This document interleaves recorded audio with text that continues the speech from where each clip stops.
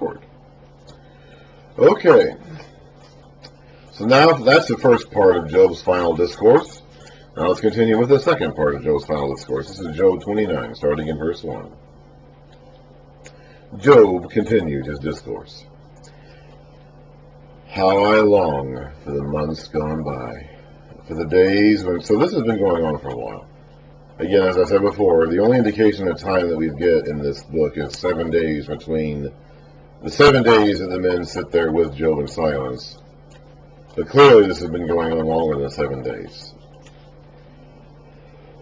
How I long for the months gone by, for the days when God watched over me, when his lamp shone upon my head, and by his light I walked through darkness. Oh, for the days when I was in my prime, when God's intimate friendship blessed my house, when the Almighty was still with me, and my children were around me. He finally mentions his kids here. He hasn't mentioned them a whole heck of a lot in his discourse throughout this book. They've been almost like an afterthought, but he mentions them here. When my path was drenched with cream, and the rock poured out for me streams of olive oil. So he was blessed, in other words. When I went to the gate of the city and took my seat in the public square. Now, in their day and time, they apparently had their important town meetings around the city gate. We think of town meetings like being in some sort of city hall or town council hall or something like that. Apparently, here in this day and time, when they got together to discuss things as a city, they did it at the city gate. So I went to the gate of the city and took my seat in the public square. The young men saw me and stepped aside. They showed respect. The old men rose to their feet. They showed respect too. The chief men refrained from speaking. They showed respect. And they covered their mouth with their hands. They don't have anything better to say than Job does. The voices of the nobles were hushed, and the tongues stuck to the roof of their mouth. So they were quiet. When Job came along, people went quiet and they listened to what he had to say. Whoever heard me spoke well of me, and those who saw me commended me, because I rescued the poor who cried for help, and the fatherless who had none to assist them. So Job now is finally going to defend his actual character. We've read all along, from the very beginning of the book, we've read about how upright and blameless Job was, and now we're actually going to listen. He's going to actually give us some examples of the things he did to earn his reputation. He was known for being an upright, righteous man. Even the angels in heaven talked about him. So now we're going to find out why. This is what he did back in the day. This is what he used to do. This is what he'd like to do again, but this is what he used to do. I rescued the poor who cried for help, the fatherless, the orphans, in other words, who had none to assist them. The man who was dying blessed me. I made the widow's heart sing. I put on righteousness as my clothing. Justice was my robe and my turban. I was eyes to the blind and feet to the lame. I was a father to the needy. I took up the case of the stranger. I broke the fangs of the wicked and snatched the victims from their teeth. I thought, I will die in my own house, my days as numerous as the grains of sand. My roots will reach to the water deep below the earth, and the dew will lie all night in my branches. So he's going to be a well-watered, firmly established tree. My glory will remain fresh in me, the bow ever new in my hand. Men listened to me expectantly, waiting in silence for my counsel. After I had spoken, they spoke no more. That's it. They've said enough. Job gets the last word on the matter. My words fell gently on their ears. Makes me think of my dad. My dad had that ability. My dad used to be a member of the church council when he was alive and when he was active and going and doing that. He didn't do it as much in his final couple of years, but he was the church treasurer for about 2 decades. So he would attend all these meetings, and he would just sit there and listen to them. And when Dad spoke, when Darrell Franklin spoke, that was the end of the meeting. When Darrell Franklin had his thing, had his 2 cents to say, that was it. That was the end of the meeting. Job has that same effect on people. He gets the last word on the matter. After I had spoken, they spoke no more. My words fell gently on their ears. They waited for me as for showers, and drank in my words as the spring rain. When I smiled... Oh my. I haven't been bothered by cats yet today, so I guess it was about time, huh? When I smiled at them, they scarcely believed it. The light of my face was precious to them. I chose the way for them and sat as their chief. I dwelt as a king among his troops. I was like one who comforts mourners. As I said before, there is an ancient tradition that Job was, and oh my! There is an ancient tradition that Job was in fact a king. He's not really claiming to be a king here, though. He's claiming to be one like a king, but he's not actually claiming to be a king. Maybe he became a king later. Maybe Job's kingship was in the future after this time was over, in the second half of his life. After this time period of... I don't know. Maybe he wasn't a king, period. The actual text we have doesn't say that. But there is an ancient Jewish tradition that says... I said that back when I was talking about who Job was, before I got into reading the book. That's how Job used to live. That's what life used to be like for Job. But now, chapter 30, but now, that's how it was then, but here's how it is now. But now, they mock me, men younger than I. You're not supposed to mock your elders. Not only that, but these are men whose fathers I would have disdained to put with my sheepdogs. So these are the sons of troublemakers and rabble-rousers. These are not only young men who are insulting their elders. These are not only young men who are insulting, foolish young men who are insulting men older and wiser than they. These are young men who are the sons of miscreants and who themselves are miscreants. They have inherited the sins of their father and continue their wicked ways, their fathers, and continue their wicked ways. Of what use was the strength of their hands to me, since their vigor had gone from them? Haggard from want and hunger, they roamed the parched land and desolate wastelands at night.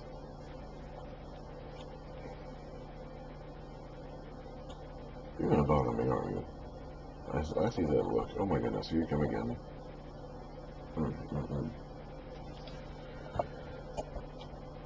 In the brush they gathered salt herbs, and their food was the root of the broom tree. Now, in my text, in my NIV translation down here, I'm seeing a whole lot of footnotes here saying stuff like the meaning of the Hebrew for this clause is uncertain.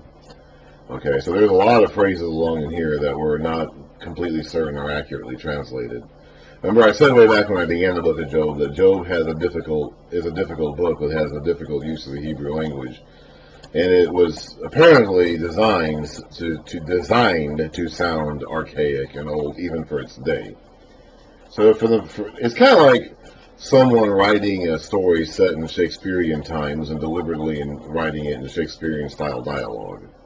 Something like that. The writer of Job was apparently intentionally trying to evoke a sense of, this was a long time ago in a faraway place when he wrote this book, and so it has a lot of difficult words and phrases in it. And there's a lot in this section here, or at least it sure seems like that because I have so many footnotes in my Bibles, my copies, saying stuff like the meaning of the Hebrew for this phrase is uncertain. So quite a bit of what we have in this section here is the translator's best guess. There's a lot of words in Job that only appear one time here in Job. I forget what we call these things. There's a term for this. Oh, hacks. I forget exactly. But there's a term for when we find a word in an ancient language only once, so we have a hard time determining what it means because we don't have any other uses of the word to check and get a sense for what it means in repeated use. If you have a word that only ever appears once and you don't know what that word means and you don't have any other uses of that word to help you get a sense of what it means, then it can be difficult. You can say, I think it means this, but I can't say for certain because I don't have any other uses of the word to show me what the ancients meant by it. And there's a lot of those kinds of words in Job. Words that we only ever see one time right here in Job. and therefore it's hard to get a sense of what they mean outside of this context. And remember, Job is written in poetic, figurative language, so the words themselves may carry on a broader, more figurative meaning than their actual literal sense. That's what we call denotation versus connotation, or the idea of speaking figuratively versus literally. So if you have a word that only appears once, and it appears in a poetic chapter that is not necessarily meant to be taken literally, that makes things even more difficult.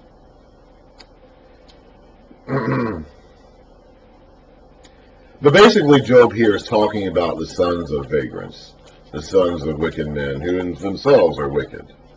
The sons aren't being punished for their father's wickedness, per se, but they're carrying on their father's wickedness. They've picked up their father's bad behavior and bad habits, and are suffering the same condemnation and judgment as a result of that. Not as a direct result of their father's sin, but because they had not turned aside from their father's sin. In the brush they gathered salt herbs, and their food was the root of the broom tree. They were banished from their fellow men, shouted at as if they were thieves. They were forced to live in the dry stream beds, so the river beds that dry up during certain times of the year, among the rocks and in holes in the ground. They brayed among the bushes and huddled in the undergrowth. A base and nameless brood, they were driven out of the land. But now, their sons mock me in songs. These are the people who have the advantage over Job right now. These are the bad guys that we've chased away and said that you can't live here any longer. You're not welcome here anymore. We've always had the sense of banishment and exile in our culture, in human culture. We cut out the people from society that we don't want to be in society. We still do this to this day. Now the problem comes when we change our standards of who should be allowed to live in society. Like right now we're going through a big metamorphosis in our culture today and deciding and changing our standards of who we think should be allowed to live in society and who shouldn't be. But we've always had this idea of taking the guys that we consider bad, the wicked doers, the evil doers, the ones who do not fit in with the rest of us, and casting them out, banishing them. That's who these guys are. These are their sons. And their sons mock me. So these are enemies of Job, clearly enemies of Job. I mentioned earlier I questioned whether or not Job was starting to see these three guys near him as enemies. I'm not sure about that, but these guys are clearly enemies. I have become a byword among them. They detest me and keep their distance. They do not hesitate to spit in my face.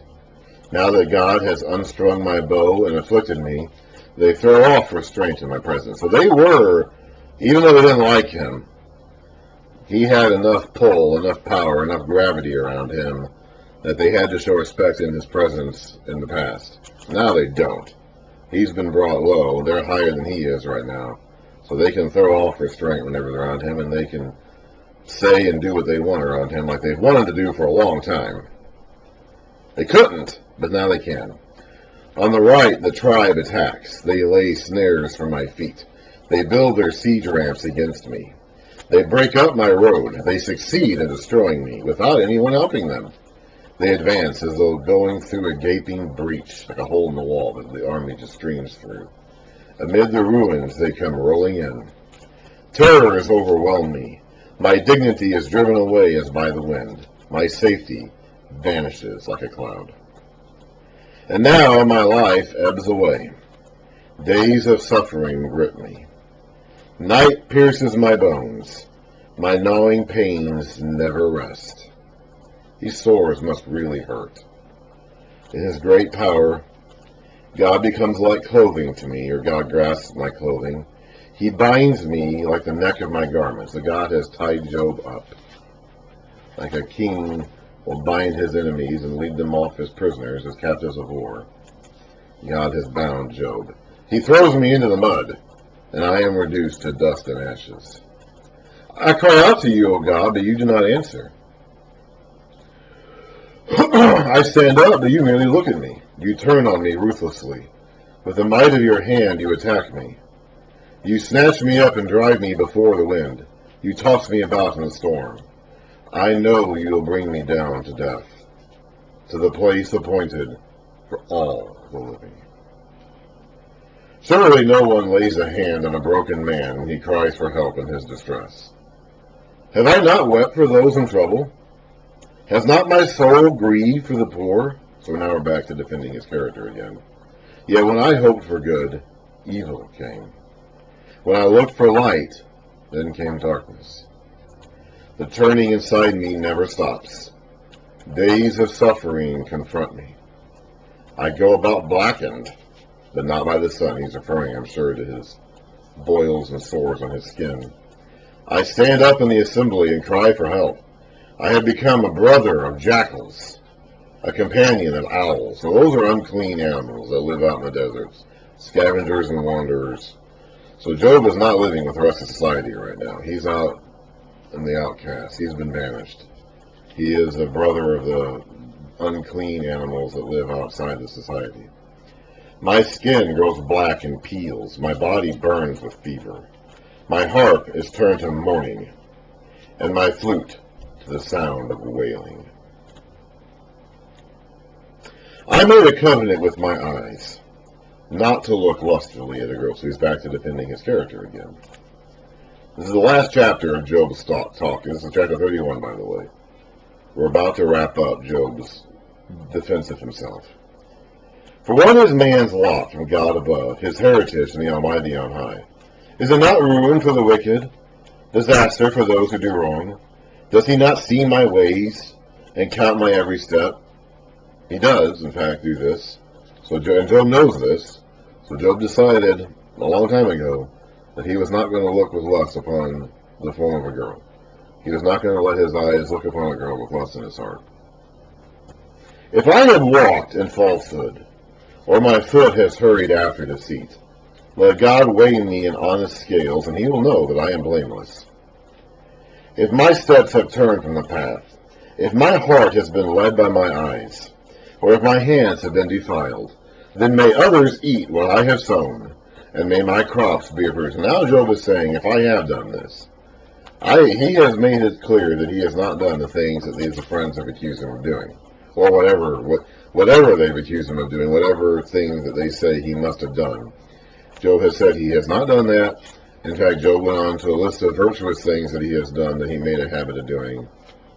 Now he's saying that if I have done anything like that, if I have looked lustfully on a woman, if I have been strayed, if I have had hands have been defiled by anything, then may all this stuff happen to me, basically.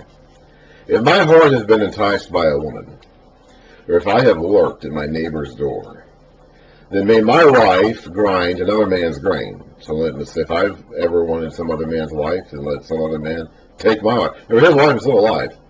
She's out there somewhere still. I don't know if she's still living with his family, or he has brothers and sisters too still. The only people he lost were his kids. I guess some of his servants as well. The only family he lost were his children. His wife is still alive. His in-laws presumably are still alive. His brothers and sisters and cousins and other relatives of his father's and mother's household are still alive.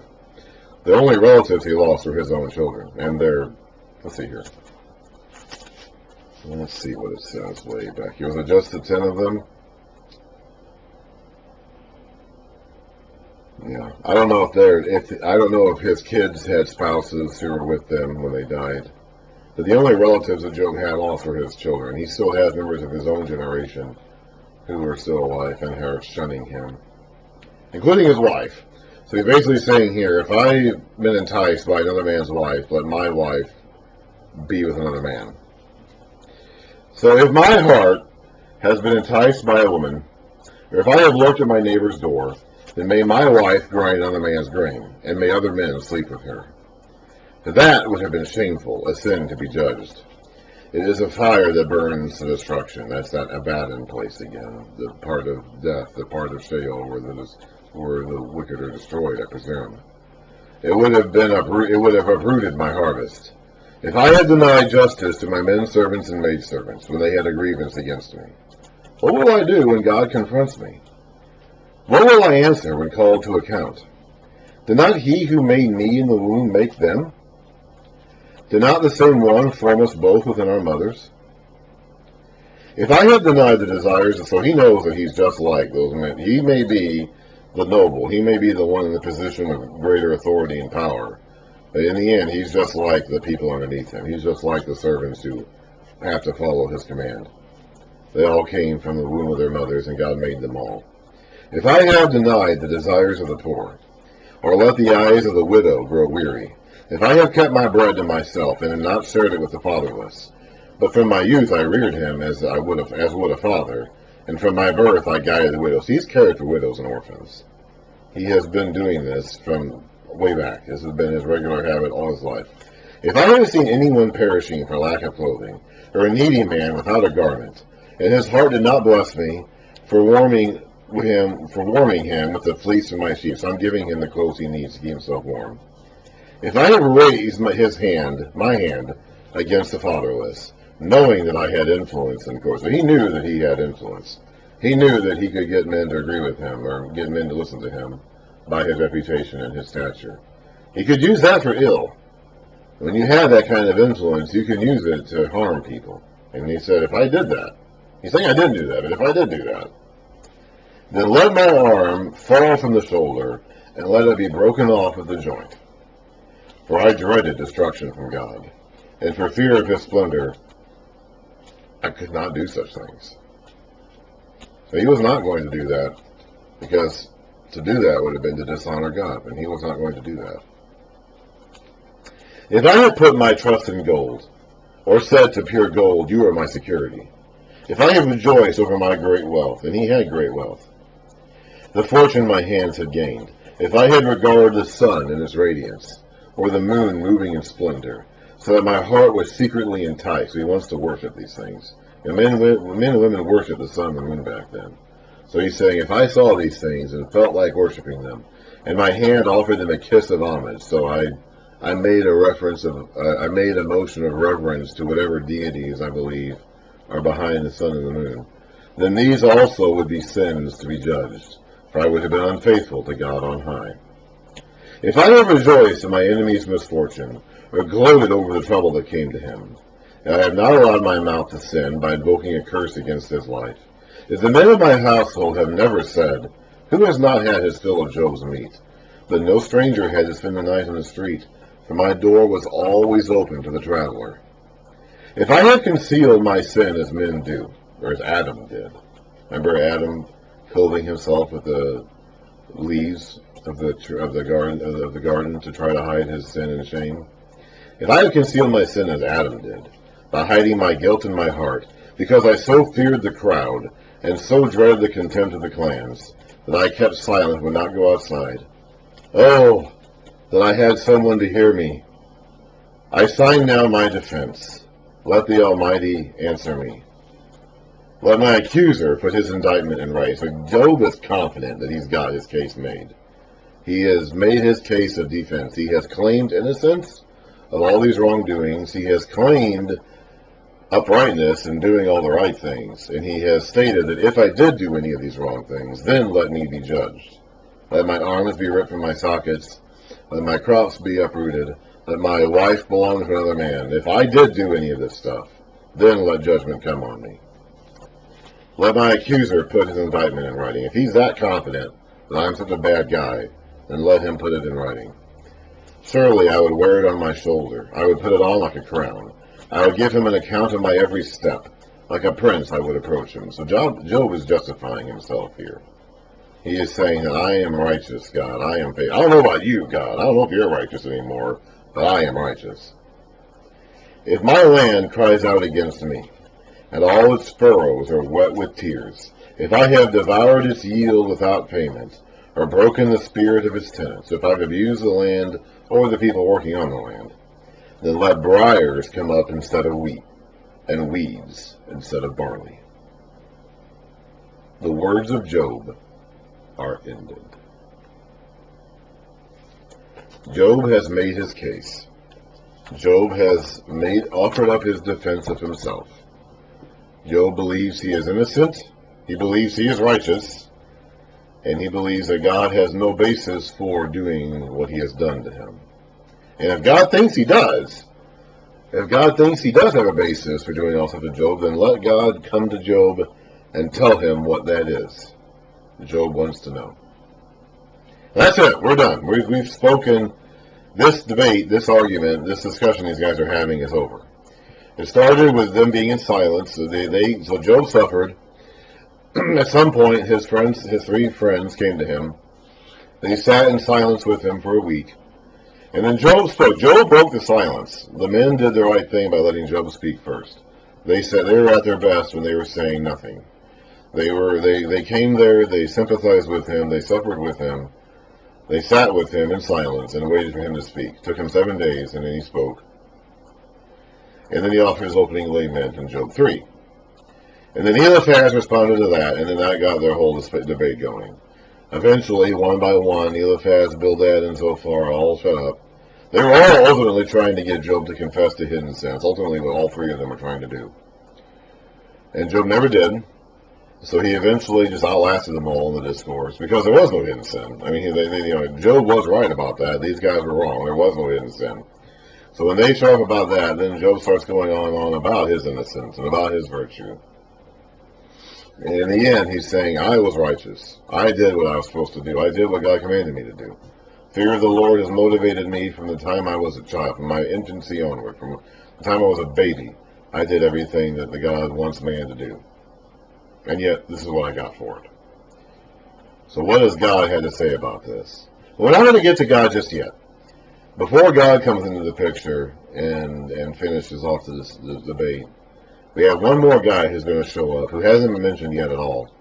And he's going to change the narrative, change the framework of the narrative, change our mindset, and start getting us to think about things in a different way. Because all four of these men who have spoken so far, Job, Eliphaz, Bildad, and Zophar, all four of them have shared the same basic mindset, that God needs to reward the righteous materially and punish the wicked materially in this life.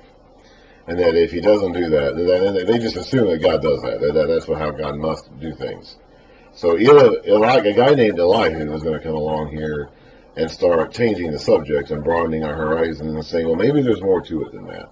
Maybe we're being a bit too narrow in our focus about what we think God must administer the universe like.